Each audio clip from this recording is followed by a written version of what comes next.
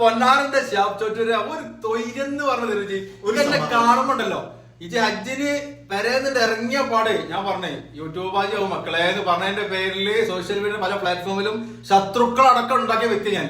പക്ഷെ ബഹിരാകാശത്ത് എന്നെ ചീത്ത വിളിച്ച ആളുകളൊക്കെ എന്നെ കാണുമ്പോ യൂട്യൂബ് ആജി പറച്ചിൽ തുടങ്ങി. അത് മാത്രല്ല അവരെ തെരുവിളിച്ച ആളുകളെല്ലാം പിന്നീട് മൻസൂറെ ഞങ്ങൾക്ക് പറഞ്ഞിട്ടുണ്ട്. ഈ ടെക്നോളജി വർദ്ധിച്ച് ഈ കാലത്ത് നടന്നു വരാന്ന് പറഞ്ഞപ്പോഴേ എന്റെ മുഖത്തിൽ കളറേഷൻ ഞാൻ കണ്ടിട്ടുണ്ടായിരുന്നു. ഇന്ന് അത് വിറ്റ് ജീവിക്കുകയാണ്.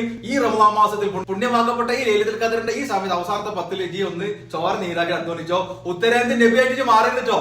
ഇത് പറയാൻ കാരണം എന്താ വെച്ചാൽ എന്റെ ഒരു വീഡിയോ കണ്ടപ്പോ വല്ലാത്തൊരു കുരുപൊട്ടല്. എല്ലാരും 24 മണിക്കൂർ മൊബൈൽ ഫോൺ വരാ.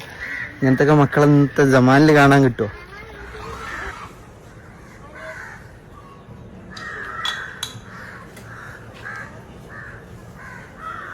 ഭാഗ്യം ചെയ്ത തമ്പിൻ തള്ളേ.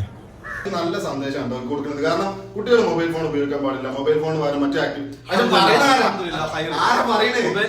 ഇജി ഒരു യൂട്യൂബ് കൊണ്ട് മാത്രം ഇജി നാലാൾ അറിയപ്പെട്ട വ്യക്തിയാണ്. മൊബൈൽ ഇല്ല, ഇന്റർനെറ്റ് ഇല്ലെങ്കിൽ ഇജി ഇന്നും ആ പഞ്ചായത്തിൽ ആ വാർഡിൽ ഉണ്ടായിരിക്കും.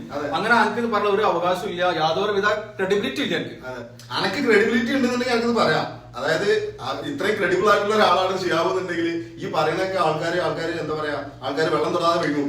ഇപ്പത്തെ സാഹചര്യത്തില് കേരളത്തിലുള്ള ആളുകൾ ഇത് പറയണമെന്ന് കേൾക്കും. അനക്ക് വേണ്ടിയിട്ട് മുസല്ലയിലും കുരിശ് വരച്ച ആളുകളും മറ്റേ ഹൈന്ദവരുള്ള ആളുകളൊക്കെ ആ കുട്ടി നടന്നു പോയിട്ട് വരട്ട പൊന്നുമോ എന്ന് പറഞ്ഞ ആളുകളൊക്കെ ഇങ്ങനെ ആക്കിയിട്ടുണ്ട്. ഞങ്ങൾ 2 വർഷമായി ഞങ്ങൾ ജയം ജംഗ്ഷനിലെ യൂട്യൂബ് ചാനൽ തുടങ്ങി. ഇന്ന് വരെ അത് 35K ആയിട്ടുള്ളൂ. എനിക്ക് 2 മില്യൺ ഫോളോവർ വെച്ച് അള്ളാന്റെ പരിശുദ്ധമായ ഹജ്ജ് വെച്ച് നീ തട്ടി ഞങ്ങൾ മതം വിട്ടിട്ട് പിന്നെ ഫോളോവർ ഉണ്ടാക്കാൻ നോക്കിയിട്ടില്ല. കാരണം കാണുമ്പോഴൊക്കെ ഭയങ്കര പുച്ഛ. നീ എങ്ങനെയെങ്കിലും പഠിച്ചാൽ കുടുംബം നോക്കിക്കോ.